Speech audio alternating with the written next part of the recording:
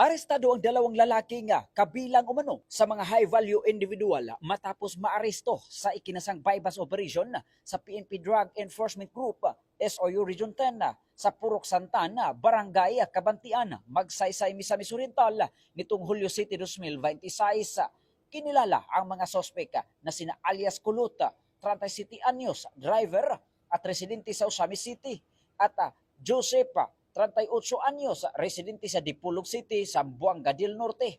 Pinangunahan ng PNP DSOU Unit 10 ang operasyon na katuwang ang PDEA Region 10 Regional Special Enforcement Team Alpha, Provincial Intelligence Unit ng Misamis Oriental, Magsaysay Municipal Police Station, 10 First Maneuvering Company ng RMF Region 10, PDEU ng Misamis Occidental, RID at IMEG Mindanao Field Unit Region 10. Sa operasyon, nakumpiska ng mga otoridad ang mahigit 2 kilo ng hinihinalang shabu na may tinatayang standard drug price na umaabot sa 13.6 million pesos.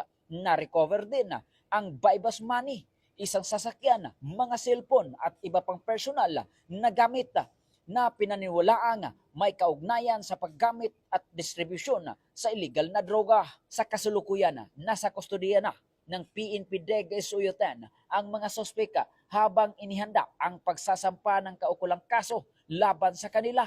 Isa sa ilalim naman sa laboratory examination ang mga nakuhang hinihinalang illegal na droga.